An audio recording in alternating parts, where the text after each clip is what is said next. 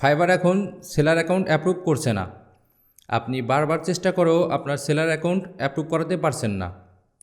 সাপোর্টকে যোগাযোগ করেও copy paste reply, যেটি কিনা আরও হতাশ করছে আপনাকে। এর মানে কি? আপনি কি কখনোই ফাইবারে আপনার অ্যাকাউন্ট অ্যাপ্রুভ করাতে পারবেন না? আপনি কি কখনোই ফাইবারে কাজ করতে পারবেন না? সমস্যা যেহেতু আছে, এর সমাধানও আছে। একটা সময় বাংলাদেশ থেকে আপওয়ার্কেও কিন্তু কাজ করা যেত না, আপওয়ার্কেও অ্যাকাউন্ট অ্যাপ্রুভ করানো যেত না। এখন কিন্তু অনেকেই আপওয়ার্কে অ্যাকাউন্ট অ্যাপ্রুভ করে কাজ করছে। তো আজকে আমি কথা বলবো ফাইবারে এই সকল সমস্যা নিয়ে। ঠিক কী কারণে ফাইবারে নতুন কোনো সেলার অ্যাকাউন্ট অ্যাপ্রুভ করছে না, সেই কারণ নিয়ে আজকে আমি কথা বলবো। বরাবরের মতো আপনাদের সাথে আমি আছি আলমগীর হোসেন। ধৈর্য সহকারে পুরো ভিডিওটি দেখুন, আশা করি উপকৃত হবেন। এছাড়া আপনি যদি আমার চ্যানেলে নতুন হয়ে থাকেন তাহলে আমার চ্যানেলের অন্যান্য ভিডিওগুলো দেখতে পারেন এবং ভালো লাগলে সাবস্ক্রাইব করে আমার পাশে থাকতে পারেন। এবার আসি ফাইবার কেন নতুন গিগ অথবা সেলার অ্যাকাউন্ট অ্যাপ্রুভ করছে না। আমার রিসার্চ অনুযায়ী ফাইবার মূলত 3টি কারণে নতুন কোনো সেলার অ্যাকাউন্ট অ্যাপ্রুভ করছে না। কারণ 3টি হলো: ক্লায়েন্টের তুলনায় সেলারের সংখ্যা বেশি হওয়া, আনস্কিল সেলারের সংখ্যা বৃদ্ধি পাওয়া, ফাইবারকে টার্গেট করে বিভিন্ন ধরনের স্প্যামিং, ফ্রড, ধান্দাবাজি হওয়া। এই 3টা কারণ ফাইবারে কোনো অফিসিয়ালি ইনফরমেশন না। আমি রিসার্চ করার পর আমার কাছে মনে হয়েছে এই সকল কারণে ফাইবার নতুন কোনো সেলার অ্যাকাউন্ট অ্যাপ্রুভ করছে না। এছাড়া আপনার যদি মনে হয় আরও কোনো কারণে ফাইবার নতুন কোনো সেলার অ্যাকাউন্ট অ্যাপ্রুভ করছে না, তাহলে কমেন্টসের মাধ্যমে আমাকে সেই কারণগুলো জানাতে পারেন। এবার কারণ 3টি একটু বিস্তারিত আলোচনা করি। ফাইবারের জনপ্রিয়তা বর্তমানে ঈর্ষণীয় পর্যায়ে চলে গেছে। আর এই জনপ্রিয় হওয়ার অন্যতম কারণ হচ্ছে এর পাবলিসিটি এবং এখানে কাজ করা এবং কাজ পাওয়া তুলনামূলকভাবে সহজ। এখানে কাজ পাওয়া এবং কাজ করা সহজ হওয়ার কারণেই ডে বাই ডে এখানে ফ্রিল্যান্সারের সংখ্যা বৃদ্ধি পাচ্ছে। আমাদের দেশের দিকে তাকালেই কিন্তু ব্যাপারটা বোঝা যায়। প্যান্ডামিকের আগে ফ্রিল্যান্সিং নিয়ে কিন্তু আমাদের দেশে এত হাইপ ছিল না। বর্তমানে সরকারের নানাবিধ উদ্যোগের কারণে গ্রামের একজন কৃষক পর্যন্ত জানে অনলাইনে টাকা ইনকাম করা যায়। এখন টিভিতে ফ্রিল্যান্সারদের নিয়ে প্রতিবেদন নিত্যনৈমিত্তিক ব্যাপার হয়ে দাঁড়িয়েছে, যেটা কিনা একটা সময় কল্পনা করা যেত না। এছাড়া ব্যাংকগুলো ফ্রিল্যান্সারদেরকে টার্গেট করে বিভিন্ন ধরনের অ্যাকাউন্ট তৈরি করার সুযোগ তৈরি করে দিচ্ছে। এর ফলে ফ্রিল্যান্সিং পেশাটা দিন দিন প্রমোট হচ্ছে। আর এই প্রমোট হওয়াটাই এখন কাল হয়ে দাঁড়িয়েছে, যার ফলাফল আমরা এখন দেখতে পারতেছি। মার্কেট প্লেসগুলো কঠিন হয়ে যাচ্ছে। এটা তো শুধু আমাদের দেশের একটা উদাহরণ দিলাম। আমাদের দেশেই এই অবস্থা, সেখানে ভারত, পাকিস্তান, শ্রীলঙ্কা, ইন্দোনেশিয়া, সেখানে আমাদের দেশের তুলনায় ফ্রিল্যান্সারের সংখ্যা বেশি। আপনি যদি ফাইবারের দিকে তাকান তাহলে খেয়াল করবেন ফাইবারের ম্যাক্সিমাম সেলার হচ্ছে ভারত, পাকিস্তান, শ্রীলঙ্কা এবং ইন্দোনেশিয়ার। এর ফলে ফাইবার তাদের মার্কেট প্লেসে চাহিদার চেয়ে বেশি পরিমাণ সেলার পেয়ে গেছে। শুধু সেলার নিলে তো হবে না, সেলারের পাশাপাশি বাইরের সংখ্যা তো বাড়াতে হবে। আর ঠিক এই কারণেই ফাইবার এখন নতুন কোনো সেলার অ্যাকাউন্ট অ্যাপ্রুভ করছে না। এটা যে শুধু ফাইবারের ক্ষেত্রে তা না, আপনি বর্তমানে যে কোনো ফ্রিল্যান্সিং মার্কেট প্লেসের দিকে তাকান, সবগুলোই ডে বাই ডে অনেক কঠিন হয়ে যাচ্ছে। ফিউচারে এর অবস্থা আরও ভয়াবহ হবে। আরেকটা ব্যাপার হলো, একজন ক্লায়েন্ট যখন ফাইবারে নতুন কোনো অ্যাকাউন্ট তৈরি করে তখন কিন্তু তাকে আগের মতো করে তার সার্ভিস গ্রহণের জন্য খোঁজাখুঁজি করতে হয় না।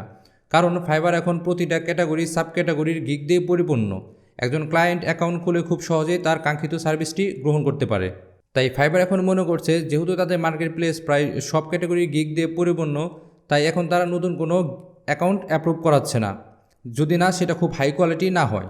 এরপর আসি দ্বিতীয় কারণ, আনস্কিল ফ্রিল্যান্সারের সংখ্যা বৃদ্ধি পাওয়া। যেহেতু ফাইবারে অ্যাকাউন্ট অ্যাপ্রুভ করার জন্য কোনো নিয়ম বা কোনো প্রসেস ছিল না, তাই যে কেউ চাইলে অ্যাকাউন্ট অথবা গিগ তৈরি করতে পারত।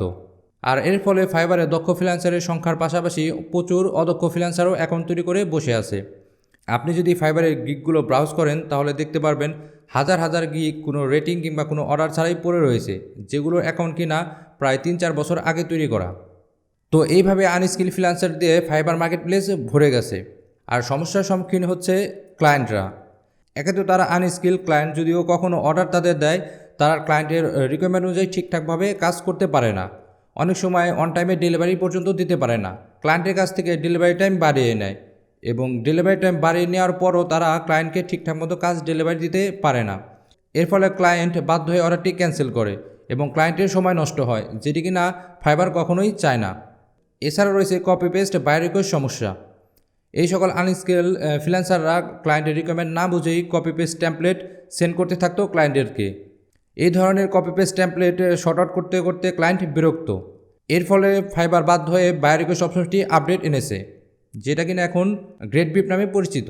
ফাইবারে বায়ার রিকোয়েস্টের পরিবর্তে যে গেট বি ফিচার এনেছে, যেটি কিনা কাজ করে ম্যাচিং ফিচারের মাধ্যমে, সেই সম্পর্কে বিস্তারিত যদি জানতে চান তাহলে উপরে আই বাটনে ক্লিক করে ভিডিওটি দেখে আসতে পারেন।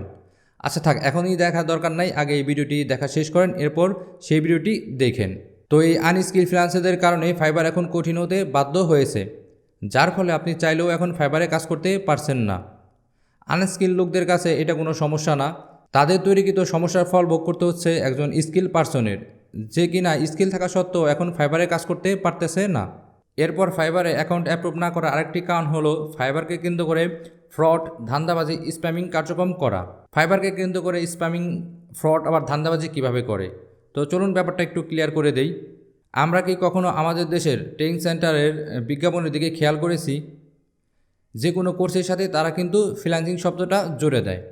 ধরুন একজন গ্রাফিক ডিজাইনের উপর একটি কোর্স করাবেন, সেখানে সে জুড়ে দেবে গ্রাফিক ডিজাইন করে ফ্রিল্যান্সিং করুন। কেন ভাই, গ্রাফিক ডিজাইন করে ফ্রিল্যান্সিংই বা কেন করতে হবে? সে চাইলেও তো সেইটা দিয়ে জবও করতে পারে। তো একটা ট্রেনিং সেন্টারের কাজ হলো স্কিল ডেভেলপমেন্ট করা। সেই স্কিল ডেভেলপমেন্ট করে একজন শিক্ষার্থী ফ্রিল্যান্সিং করবে নাকি জব করবে সেটা একান্তই তার ব্যাপার। কিন্তু আমাদের দেশে স্কিল ডেভেলপমেন্টের পরিবর্তে শেখানো হচ্ছে ফ্রিল্যান্সিং। ফ্রিল্যান্সিং কি আদৌ শেখার জিনিস? একটা মার্কেট প্লেসে কীভাবে কাজ করতে হবে, কিভাবে অর্ডার পাওয়া যাবে, তার পুরো বিস্তারিত সেই মার্কেট প্লেসেই দেওয়া থাকে। আর আমাদের দেশে ফ্রিল্যান্সিং মানেই ফাইবারকে বোঝানো হয়। তাহলে একটা ট্রেনিং সেন্টার কি শেখায়? আসলে তারা শেখায় স্প্যামিং করা। তো কিভাবে তারা স্প্যামিং করা শেখায় সেটা আমি এখন আপনাকে বলছি। যেহেতু আমাদের দেশে স্কিল ডেভেলপমেন্টের পরিবর্তে তাদেরকে ফ্রিল্যান্সিং শেখানো হয়, এমনকি তাদের আর্নিং গ্যারান্টি পর্যন্ত দেওয়া হয়ে থাকে, তখন তারা নিজেরাই বায়ার অ্যাকাউন্ট তৈরি করে স্টুডেন্টদের অর্ডার দেয়, রিভিউ সেল করে, নিজেদের গিগ নিজেদের ফেভার করতে বলে, জায়গা অজাগায় নিজেদের গিগ স্প্যামিং করে। এছাড়া অনেক গিগ ডেসক্রিপশন, গিগ ইমেজ ইত্যাদি চুরি করে নিজের গিগে ব্যবহার করে। অনেকে হয়তো ভাবে ফাইবার এটা বুঝতেও পারে না, ধরতেও পারে না, কিন্তু তারা এটা জানে না যে তাদের চেয়ে ফাইবার অ্যালগোরিদম অনেক স্মার্ট। একদিন দুদিন পার পেয়ে গেল, একটা সময় ঠিকই ধরা পড়তে হয়, আর তখনই তাদের আইডি সাসপেন্ড করা হয়। তো এই সকল কারণে ফাইবার ডে বাই ডে অনেক কঠিন হয়ে যাচ্ছে। তাদের আর নতুন করে সেলার নেওয়ার প্রয়োজন নেই।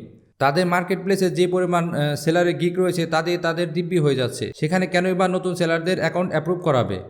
তাই ডিরেক্ট সেলার নেওয়া বন্ধ না করে একটা প্রসেসের মাধ্যমে খুব high quality seller account approve করাচ্ছে।